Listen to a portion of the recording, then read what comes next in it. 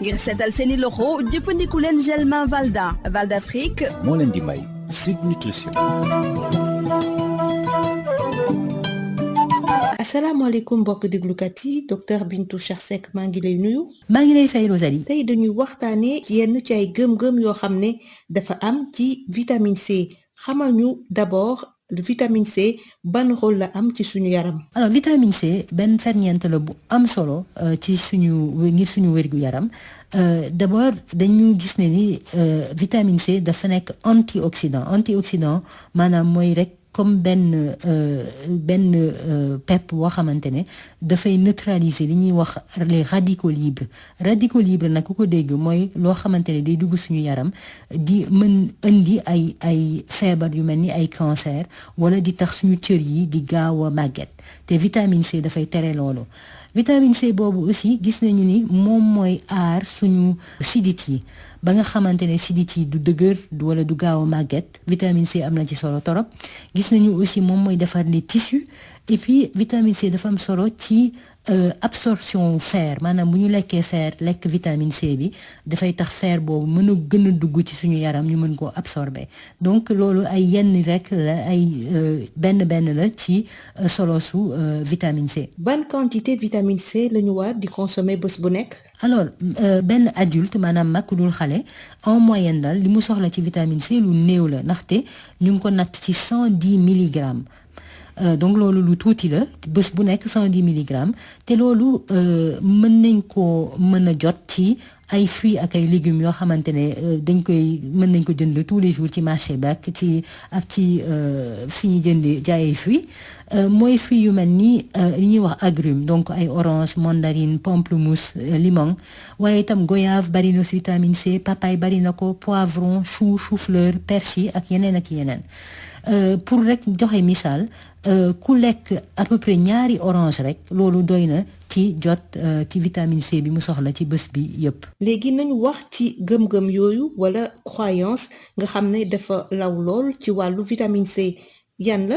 alors ay ati ngi nii que ñu gëm ne ni vitamine C ku jël ay doomu vitamine C dafay baax ni ci xurfaan wala rhume ci koo xam dafay baax aussi ci koo xam ne dafa am infection mais infection bu xaw a graaw bu tar et puis baax na aussi ci koo xamante ne dafa am coono dafa sonn te loolu ñi ko gëm du nit ñi ordinaire nii rek docteur yu bari dañ ko gëm wala yeneen professionnel de santé te dañ ko gëm ba dañuy bindal vitamine C seen maladie pour ñu koy jël bu ñu xurfaaneek wala bu ñu amee sax grippe wala bu ñu amee infection wala ñu sonn alors moo taxoon nag ma bëgg tey ñu saytu loolu gëm-gëm boobu saytu ko nag comparé ko ak li ñu science wax. alors ñu tàmbalee ci soj.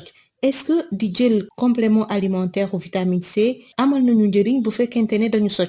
alors am na benn équipe chercheur boo xam ne dañoo dem jël études yu bare presque yëpp ñuy def ci wàllu xurfaan ak complément alimentaire ou vitamine C ñu boole ko analyser ko maanaam jàngat ko.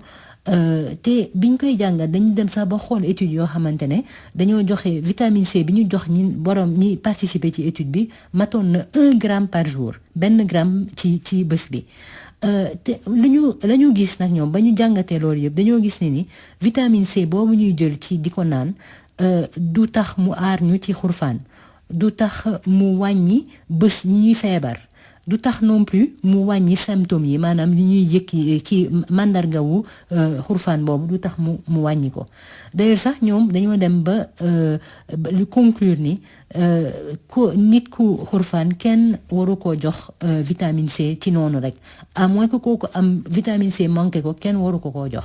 science tan la wax ci li nga xam ne moo soxal supplémentation en vitamine C bu fekkee dañoo am infection bu grave. alors là aussi fii ci wàllu infection grave ak vitamine C doomu supplémentation vitamine C beneen équipe équipe chercheur ñoo def benn saytu jël ay études yu bare yu ñu jàngat yu bari yu ñuy def ci vitamine C ak lu muy def ci wàllu infection te ñu gis ne ni même bu ñu jëlee vitamine C bi injecté ko benn malade bu am infection bu graaw dañuy gis ne vitamine C boobu amul dara lu muy soppi amul dara lu mu koy indil ci gëneel ci wàllu wér-gu-yaramam donc loolu jaru ko non plus. léegi ñu ñëw ci fatigue maanaam coono xam naa ñu bari ñoo xam ne bu ñu sonnee rek dañuy sawar lool ci jël vitamine C est-ce que loolu am na njëriñ. alors coono ak vitamine C comme ni nga ko waxee ñu bari dañuy bu ñu sonnee dañuy dem ca pharmacie ba ñu jaay leen vitamine C waaye nag dañu war a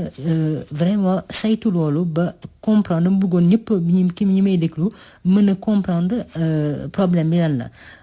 gis koo xamante ne dafa vitamine C dafa ñàkk ci yaramam maanaam mu am carence kooku dina yëg coono ndaxte vitamine C dafa am solo ci li ñuy wax métabolisme énergétique maanaam bu ñu lekkee kàttan bi ñu yaram bi di jox vitamine C boobu wala kàttan bi ñu lekk yi di jox ñam yi di jox vitamine C yooyu daf ci am solo pour que mën a génne énergie bi jox ñu ko ñun ñu mën ko jëfandikoo.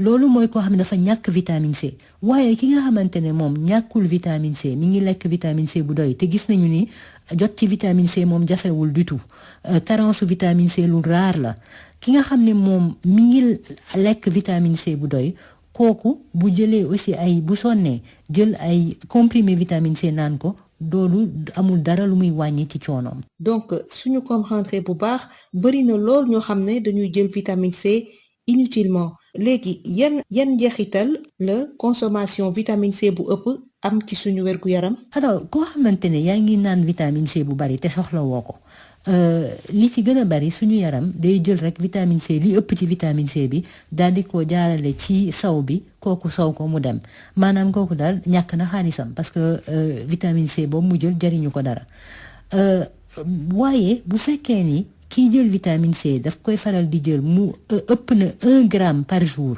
maanaam muy jël loo xamante ne ëpp na 1 gramme te di ko def régulièrement kooku mën na dem ba am ay problème mu nausée maanaam xelam di tey ay problème mu biir buy daw mën na dem sax ba am ay calculs rénaux maanaam xeer yooyu yi nekk ci rein yi wala ci rognon yi nga xamante ne mën na metti loolu te mën na indi ay problèmes yu graaw donc nañ dem nànk ci comprimé vitamine C yooyu parce que finalement ñi ko soxla bariwul wala xëy na tax kenn soxlawu ko donc li may tegtal rek nit ñi mooy nañuy lekk seeni fruits ak seeni légumes yi ba am vitamine C yi gis ngeen ci liste boobu ma joxee ni jafewul te bu boobaa dinañ jot ci vitamine C bi seen yaram soxla ci bés bi yëpp. nga fàtte di suñu page Facebook. alors page Facebook bi mooy Sud Nutrition ñu leen di wax ngeen ñëw seet si ñu laaj ñu seeni laaj wax ñu ay thématiques yoo leen bëgg ñu waxtaanee ci Sud Nutrition te xam leen ni am na ay chronique vidéo ak audio yu ñu posté ci page bi. may gërëm Val d'Afrique di la jaajëfal docteur Bintou Cheikh Seck. jërëjëf Rosalie. ngir seetal seeni loxo jëfandiku leen gel main Valda Val d'Afrique moo leen doon may Sud Nutrition.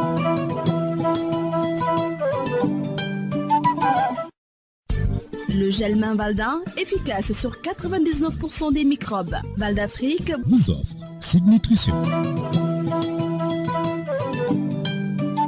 Bonjour chers auditeurs, docteur Bintou Cheikh Seck, bonjour. Bonjour Rosalie. Docteur, aujourd'hui nous parlons des idées reçues autour de la supplémentation en vitamine C.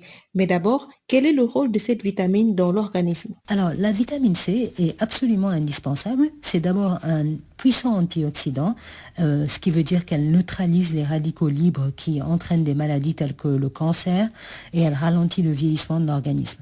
Cette vitamine, elle contribue également à la protection des parois des vaisseaux sanguins, à la constitution des tissus et à l'absorption du fer, entre autres. Quelle quantité de vitamine C doit-on consommer par jour? Eh bien, en moyenne, un adulte n'a besoin que de 110 mg de vitamine C par jour.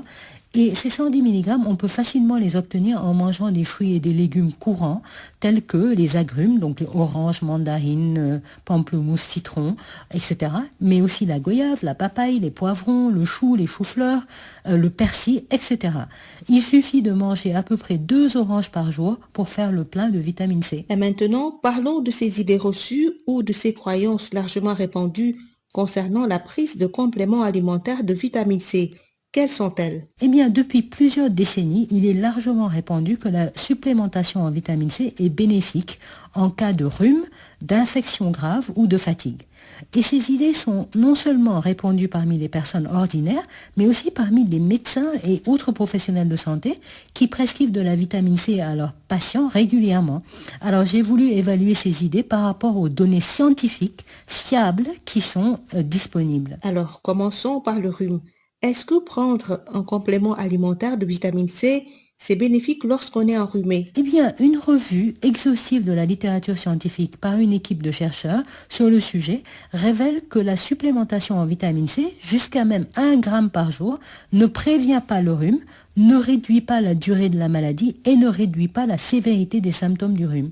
D'ailleurs, les auteurs de l'étude ont conclu qu'une supplémentation systématique en vitamine C n'était pas justifiée en cas de rhume. Que dit la science en ce qui concerne l'effet de la supplémentation en vitamine C en cas d'infection grave? Là aussi, une revue systématique de la littérature scientifique montre que la supplémentation en vitamine C n'entraîne pas de bénéfices pour les patients, même quand elle est injectée dans l'organisme par voie intraveineuse. Maintenant, on en vient à la fatigue.